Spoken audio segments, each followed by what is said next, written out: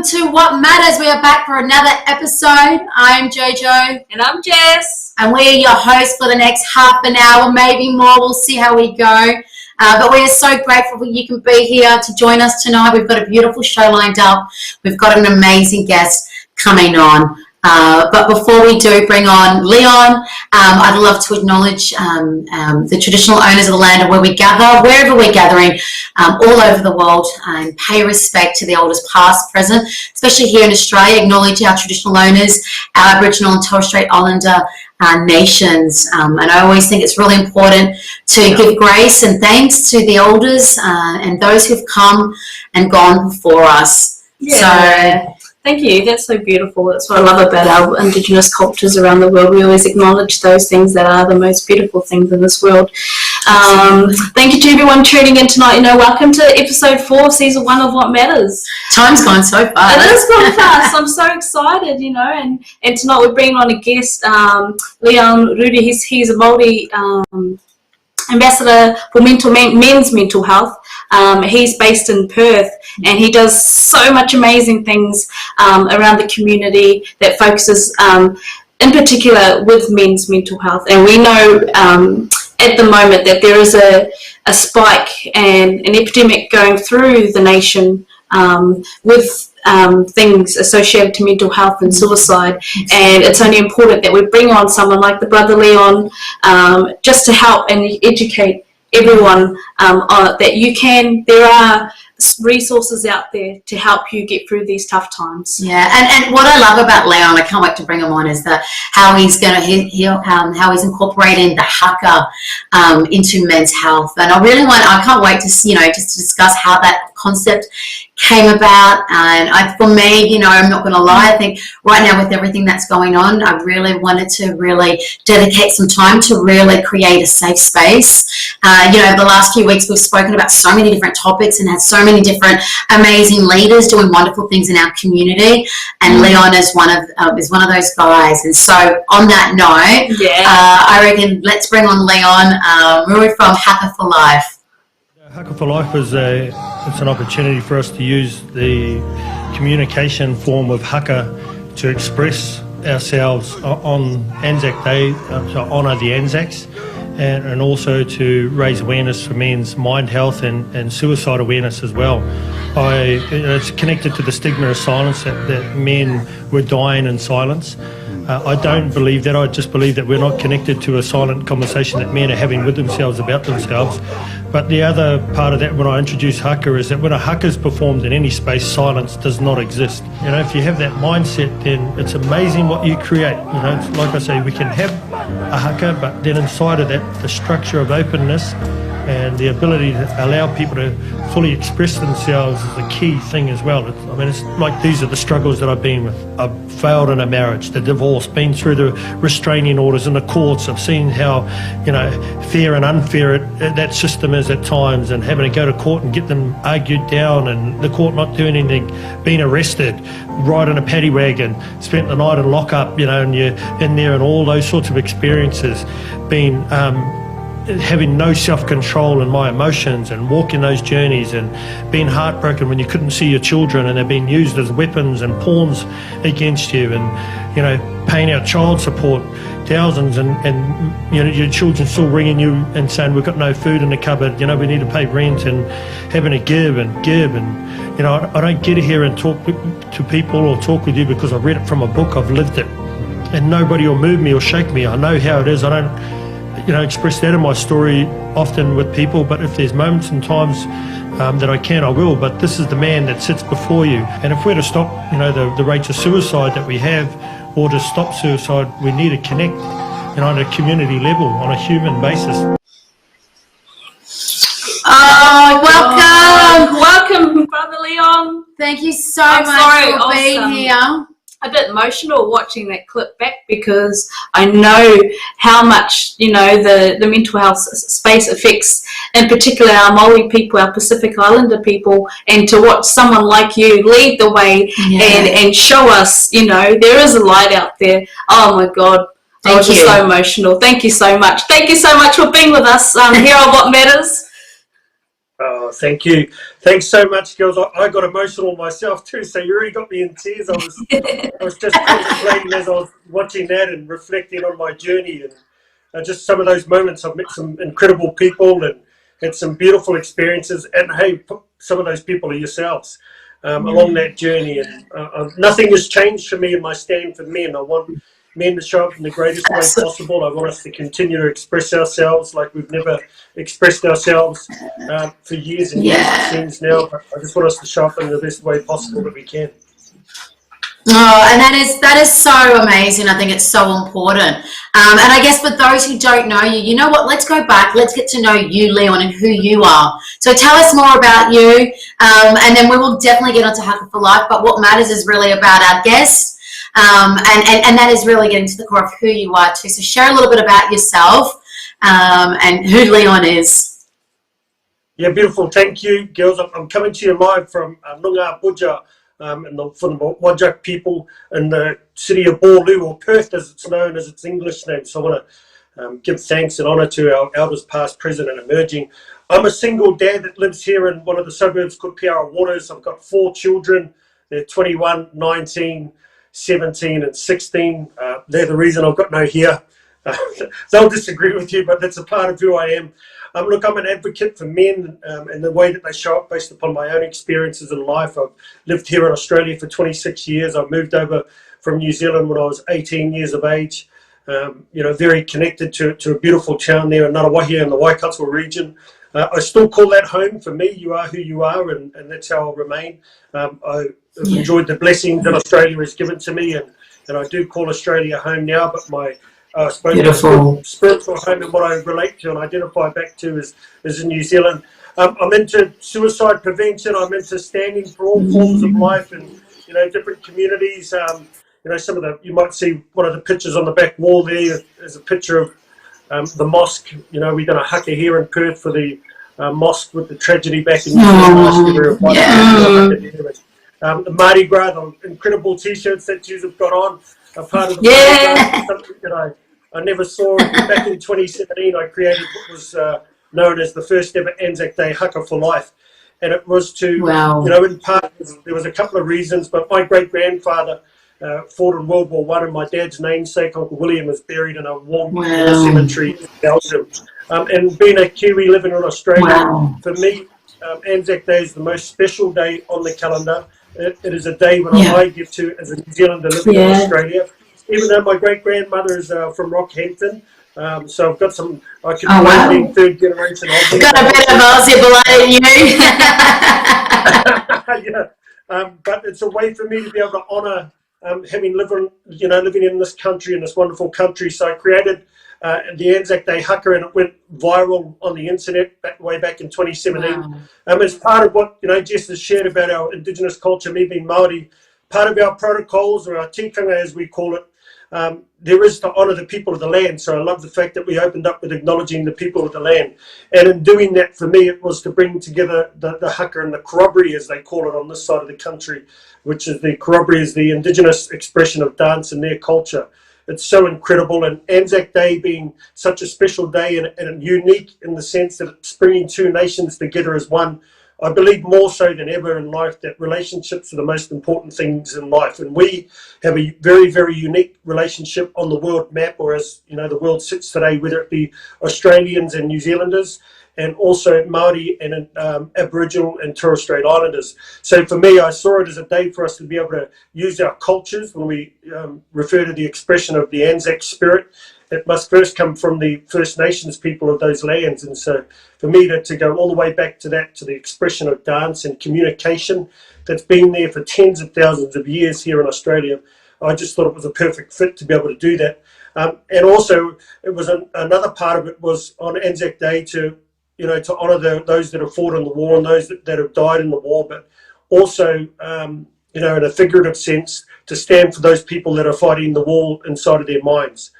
And there's a lot of stigma around the fact that men die through silence, and me being a man and having my struggles and wanting to commit suicide a number of times during my journey in life for various reasons. I saw, that having the powerful communication expression of haka as part of my culture, that whenever I haka anywhere, I just feel free. I feel, I feel my burdens lift off me. I feel fully expressed. And what I saw was an opportunity in that moment when men are expressing their masculinity in a positive way, how powerful it impacts the space. So it was a demonstration. I saw I can use this to demonstrate to men how powerful we can be when we're fully expressed. And when the haka is performed, silence does not exist, and it shatters the stigma that men die in silence. It's a visual that people can see right there in front of them of how powerful men can be. It has you be vulnerable, to sit there and to be fully expressed is an uncomfortable feeling in the first instance, but then over time, as you grow and grow and grow, you realise that's who you are. So that's why I used haka. It's worked so far. It continues to work. Out of that, we've done the first ever haka in corroboree here in Perth. At the King Park 2018 Anzac Day service. We've done it again in 2019, and then this year we've done it online with the great help of the ABC television here in Western Australia. We've got a great relationship with them, and they support what we do, so we're able to do an online Indigenous service. And then next year, hopefully by then this COVID stuff's disappeared, but I'm going over to Sydney to the Coloured Diggers March in Redfern to create the largest ever haka on Australian soil, and they'll also have an cultural dance there from our Aboriginal brothers and sisters. So that's something that I'm looking forward to in the future. But as you know from our rainbow coloured t-shirts that you beautiful girls have on, we also created having floats in the haka, and we've got probably the only live float in the haka, the only live float in the Sydney Gay Lesbian Māori.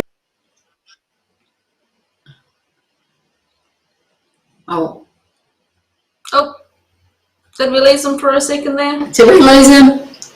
Leon, are you there? Yeah, we've lost him. Hang on. Oh, that's all right. Well, you know what, on what Leon was just saying. So we had the privilege. We connected with Leon, brother Leon, earlier this year. Yeah. And we had the privilege of being part of his float down from the Mardi Gras. So we were so excited and honoured that we could be on his float and be a part of the corroboree, the actual welcoming ceremony. Leon, I'm just talking about our experience when we came to Sydney. You invited us along. We got to float with you. We got to float with Haka For Life and the Corroboree brothers, and it was just such an amazing experience. We helped open up the whole entire road. We did. And you know what I love about you, Leon, is that you have connected our Indigenous culture with our Māori culture, and I think it's so powerful when together we can unite as one. So, thank you for that opportunity, for allowing us to be a part of that. And I think, Jess, were you part of our brother Monty was part of the Anzac ceremony as well, which was beautiful. Yeah, it's just, it's a beautiful opportunity to be able to share our cultures. And if I look at the world today, the world is very sick for all sorts of different reasons. But if there was ever a time in humanity for us to have a look or have a rethink about the way that our society interacts or the structures that it has, I really think that it's a great time for us, especially here in Australia, to look back at the oldest culture of all. The oldest living culture of all is the culture of our land, the people, the Aboriginal and Torres Strait Island people that we have here in Australia. They've got so many protocols that they can, that they can pass on. There's so much generational information that they can give to us, and I really think that we should take that on. So any chance that I get to be able to create opportunities where we can connect to that or have that knowledge shared, I'll do it, man. That's what I'm committed to. Thank you so much for that. And I know you came up with Haka For Life in 2017. So I guess in terms of then, like what was going on in your life? I know I've seen some of your lives and your chats, and I know you've suffered with mental health yourself. But I guess in terms of the awakening of the creation of Haka For Life and how that actually came about, and then actually following through, because there's one thing for having an idea and then actually following through and making it happen. So what was the switch in your life to making that happen? The switch for me was, hey, to be brutally honest, I'd fucked up another relationship with a person that I'd loved, and I had coping mechanisms of drinking and drugs, and I wasn't my word. I lacked integrity. I lacked commitment. I lacked what I portrayed myself to be on the outside. But yet inside of a relationship and, you know, meeting a beautiful lady and that, I fucked it up, really, to be bluntly honest. And what I saw, though, was that, and come to learn about myself, is that there were things that had happened to me with sexual abuse and physical abuse when I was young that was impacting the way I would behave or interact. These were things that I've only come to learn about in the last couple of years, about the impact on myself. But, you know, I got to a stage in my life where it's like, hey, I can't keep doing this cycle. I got tired of around in the cycle, being in despair. Break the cycle. Being upset, and crying, so I had to break the cycle. I'd done a self-development course, and what that did was it really got me to look at myself differently, and I realised a whole lot of stuff that I thought about myself I'd just made up. You know, and then I started to look at myself as that, and sort of, you know, that's how I walked through life, that I wasn't good enough, that I was a failure, that I was a piece of shit. That was the sort of words that would be inside of my mind. And so I just set out, you know, changing that story. And then as a part of doing these self-development courses, I did one where they give you the opportunity to create a project that impacts the community in a positive way. And so that's how I created the Anzac Day Haka For Life, was from that. And they teach you how to put the structures in place to fulfill upon it. Those are the sort of things that I wanted to do, as being a positive contribution to the community and life, but I didn't really know how to go about it. So for the first time, I could see how you structure that. I could see how you create it. And there was so much learning inside of that experience for me too. I can't kōrero Māori fluently. I can't speak my native tongue fluently. And so those things were in the way of me being able to step into that realm to create this event, to stand up there and to own it. I hadn't been a part of a kapa haka group. You know, since I was a kid, and all up to connected to that side of things. My mum was religious growing up, so they stepped us away from our culture, and so I had all of these sorts of things that I'd been disconnected from in my culture. But then in announcing through my love of my culture that I wanted to do this haka, it sort of took off, and it got out in front of me even before I could pull it back. And then all of a sudden, the momentum, and it's like, hey man, you're doing it, and it's like, shit, I can't back out of this. I ended up, you know, putting a video out and asking people to support me and to stand with me. Some of those beautiful people I still have in my life today. I've got many people that joined us on that first Anzac Day Haka that still support us and still stand with us. They'll stand creating haka and korobri to be present at all Anzac Day services. That's the goal. That's something that I want to see. That's something that I believe into the future. Is a healthy structure for our nations.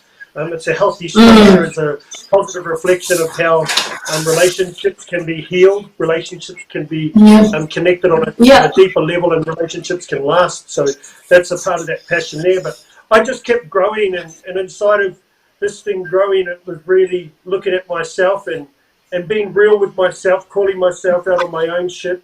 I'm not blaming others for anything that happened. Taking ownership. And taking ownership. Taking ownership is one of the first steps you could do. And I think it's because when we go through shit in our life, we want to blame someone. And not that we don't have the right to, but it makes it easier at times. And sometimes I know there comes a time when we need to just start to take ownership. And I think when we take ownership, we take control. And we take our power back. And a lot of the times we're stuck in playing that victim, because we are sitting there feeling sorry for us. But we have a right at times to feel sorry for ourselves. But I know the longer we play that victim, it keeps us small and it keeps us incapable. We keep in that fear mindset where we can't do things. So it's a beautiful thing to take ownership, isn't it? It is a powerful step. For me, it was the first step in healing, and it doesn't matter whether I engage with who I engage with these days. That's one of the first starting points is to get real with yourself, be honest. And a lot of people don't want to look at themselves. It's such a it can be such a confronting thing to take a look at yourself, to remove everything else, to remove people that may have hurt you or anything that may have been done to you, and to literally take a look at, okay, so whatever's happened, but what sort of human being am I in life right now, and what way am I dealing with this? What way am I showing up? And for me, that's the step that I had to take, and it was a powerful one, and I've just continued that, and it's ongoing. It's not a, it's not sort of a one-off conversation or a one-off action.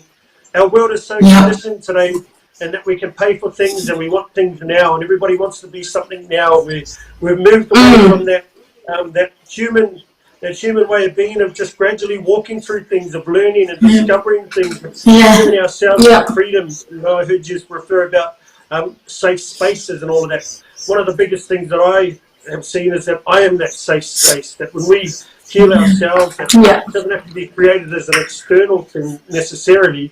It's I'm that safe space.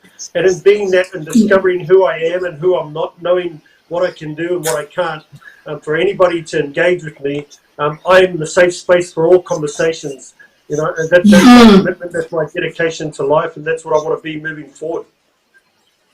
Oh, beautiful, brother. That's why I love it. I love people like you out there empowering and doing something about this issue in our community. You know, I want to reflect back on, we are actually going through a mental health crisis right now with COVID, with everyone being locked down, no one having access to those activities that they used to before all the lockdowns commenced, and there is a massive spike, and unfortunately really in Melbourne, I've heard some horror stories. Our friend that was on last week, she was going through a big mental battle herself, you know, suffering from all sorts of depression and anxiety and all of this stuff built up, and it didn't help that she was locked down in Melbourne, consuming all of that every day. I just want to put out a few statistics that we come across, that apparently 8 Australians die every day by suicide. And these are COVID. These are pre-COVID. This is pre-COVID statistics. We cannot find any current statistics right now, but the statistics are really, really heartbreaking. So these are pre-COVID statistics, right? So you can imagine what it actually is now. But 8 Australians die every day by suicide. That's more than double the road toll. 75% of those who take their own life are actually male, which is why I'm so glad that you're here with us today, Leon. Over 65,000 Australians make a suicide attempt each year. Each year. That's an attempt. In 2018, over 3,050 Australians took their own life. You know, and suicide is the leading cause of death for Australians between the ages of 15 and 44. So you can see now how important this mahi that you're doing is in our community, and other people like you, because it is an epidemic, and it's rising dramatically, and we need more resources, we need more funding, we need more people out there, we need people to get more connected, more grounded, you know. I take my hat off to you for the mahi you're doing in our community, Leon. I'm so proud of you, brother. Yeah, thanks, girls. Yeah, there's a suicide less than every 3 hours in our country now, and there's a suicide attempt. To break down those numbers that you shared, there's a suicide attempt now less than every 8 minutes that's taking place in our country. I've got 2 sons, they're 19 and 16, and they fall exactly right in that category of being at risk, you know, the highest risk for suicide. And hey, it's a challenging world that they live in today, so part of me being able to disappear that is to be proactive. I'm not going to wait till suicide knocks on my door. I'm not going to wait till it takes somebody else that I love for me to be in action.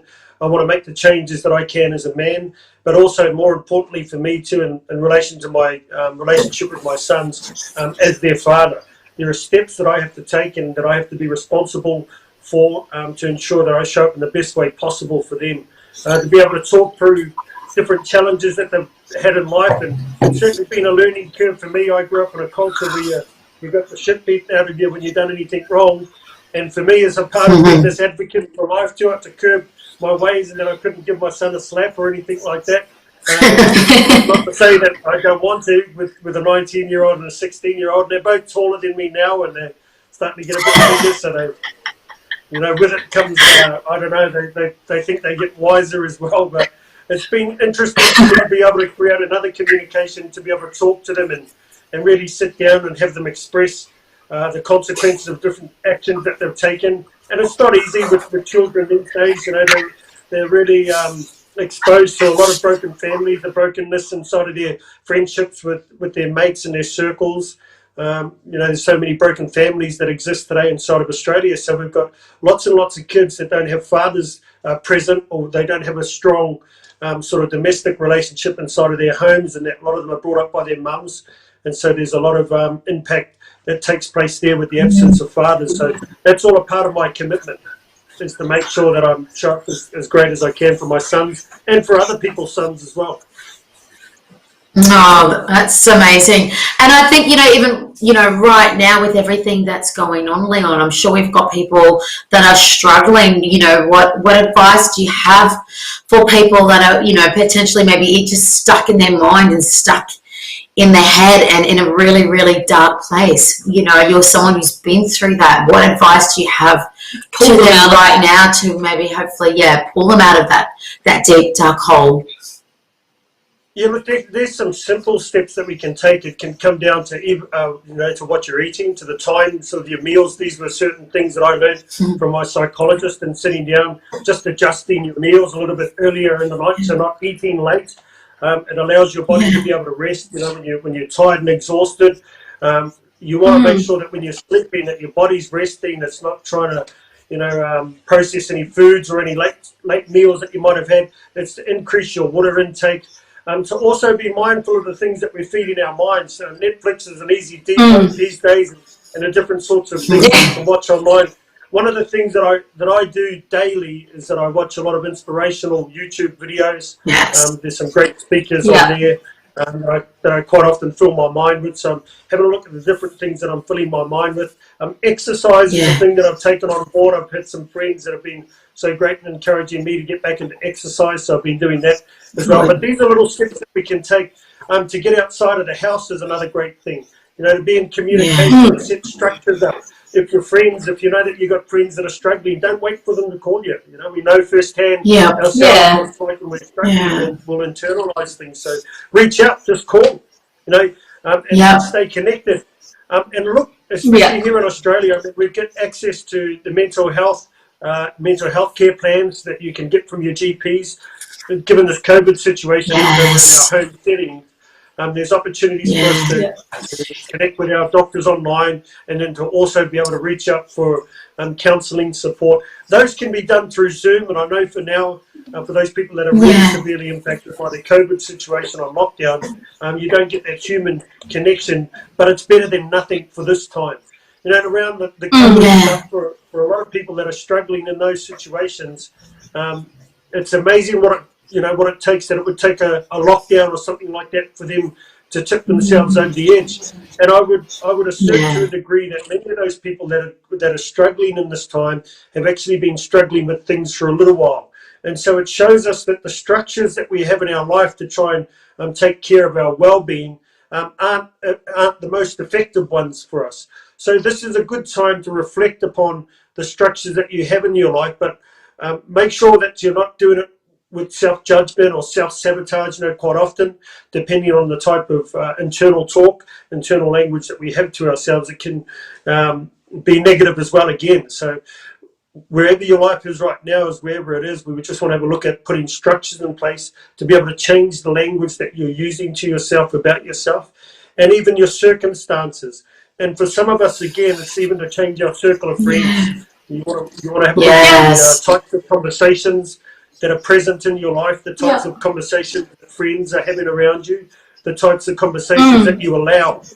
So important. And those are simple things that we have the power over. We have the control over in our lives. And when I say power, I don't mean in a domineering sort of way. I mean the power to empower ourselves, to lift ourselves, to make choices. So those are simple things. I just spoke with a girlfriend of mine before this, and she said that she took a step in her life with a friend that she spoke to who hasn't really been the best connection for her. And she said, I just wanted to tell you that I had a conversation with a friend, and I said to her, look, I'm going to leave our friendship where it is. I love you, but for now, that's just where I want our friendship, because there's always drama or something that's going on. So it's important for us to have a circle of friends and the types of conversations that we've got around us. I think that's so important, even what you just said before in terms of, the conversations we're having, just listening to positive speakers. I mean, Tony Robbins is a big one for me, who I love listening to. And I had a friend recently, who hasn't been happy with some of the things that I've been posting on my socials. And I actually said, in the nicest possible way, like, if you need to unfollow me, unfollow me. And I think that's such an important thing, especially when we're so consumed with our phones and social media, and we're reading things and we're getting triggered and it's freaking us out. And sometimes we got to just make those conscious decisions, because we don't realize how much they affect us. So that at least that way, when our socials play such a huge part, to make sure that it is going to be mindful, you know, it's going to be positive and it's going to be empowering. Look, brother, I just want to say thank you. And before you go, we want to make sure that people, whoever is tuning in, they have a contact for you if they want to reach out. You know, have you got any workshops going? What's Haka For Life looking like for the future? Have you got any plans in place? And how can they contact you? Yeah, look, the best way to contact us at the moment is on our Facebook page. So we've got our messenger and that there. We've actually got meetings. I've been having meetings with a few of our leadership from Haka For Life over the last 6 weeks or so, and we're looking at our long-term progression plans. Obviously, with the COVID stuff, it's impacted our ability to be able to connect in the community and the different events that we would have been doing.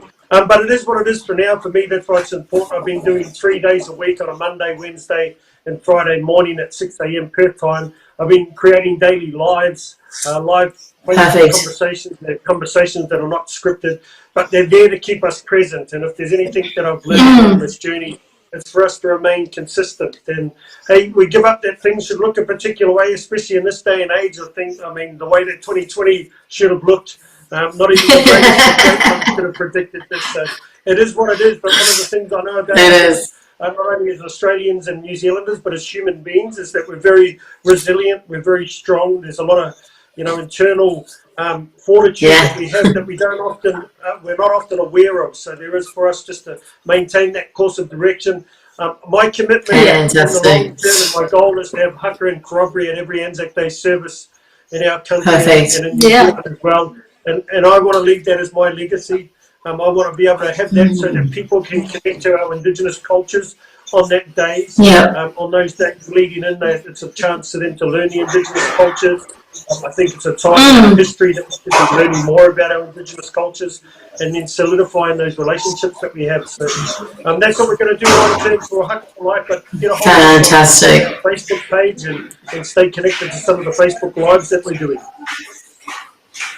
That's fantastic. That is fantastic. Well, we'll share your details on our What Matters Facebook page. And guys, look, if you are struggling, there are plenty of resources available. Haka For Life, Leon, you were amazing. Thank you so much for coming on. Thank you for the work that you're doing for the community.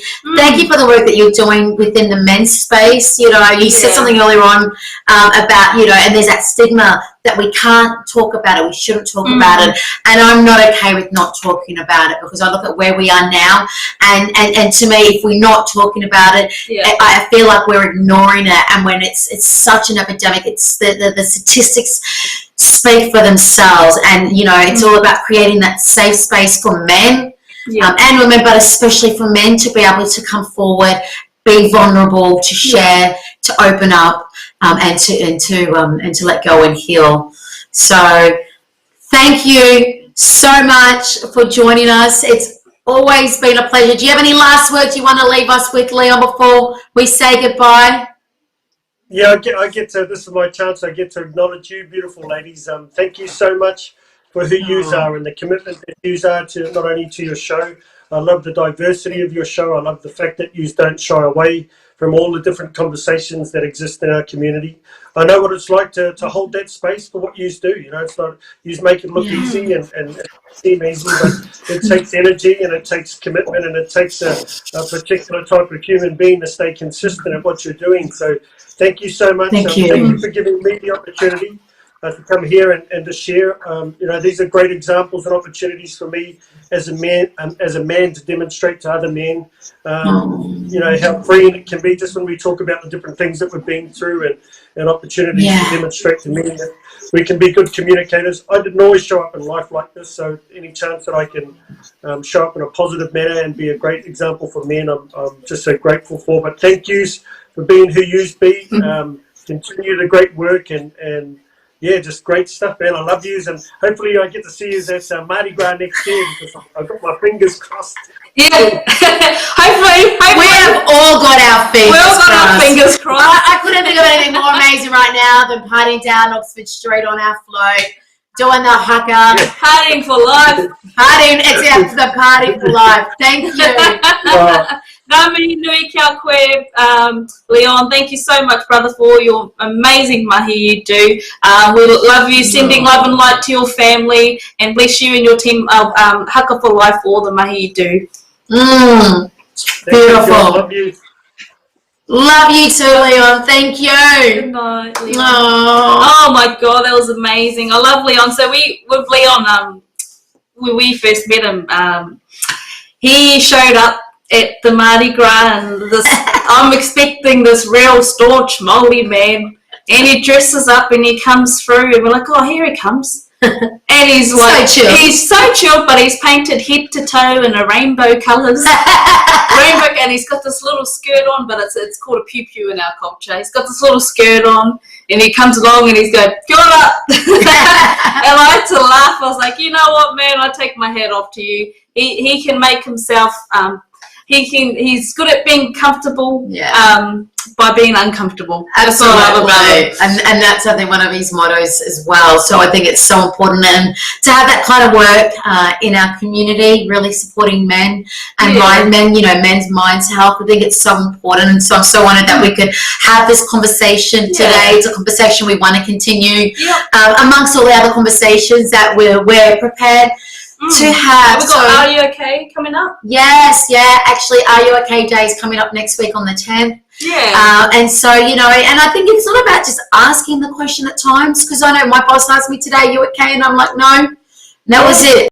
You know, now I'm going to say I'm not okay, and I'm sort of struggling with everything that's happening. I'm struggling because I can see the mental health and the effect that, you know, what's going on in the world. And and a lot of people, you know, even your strong influences out there, your leaders, deep down, everyone is very vibrating in a low frequency right now, and that's because of what's happening in the world. So if we can come together collectively and raise that vibration, you know, raise it with love. Love is light. Once you lift it with love and light, you know, there's nothing more powerful than that. So we need to remember that. And if you have any friends out there, and you know, because you probably haven't talked to them, that they're not okay. So reach out, just ask them, even though your opinions might be different, and all that rubbish going on, put it aside, because at the end of the day, you love them and they love you, and you want to make sure that their mind health is in check, and the rest of it. All right, guys, on that note, thank you so much for joining in. We've got a great show coming up next week. We've got an amazing spiritual leader, Ramika Chin, so he'll be joining us. But let us know your thoughts. Let us know what you think. If you've got some suggestions and whatnot, we'd love to hear from you. But till next week, guys, please take care, be safe, God bless, and love and light to all of you out there. Good night. See you guys. It's all about passion. It's all about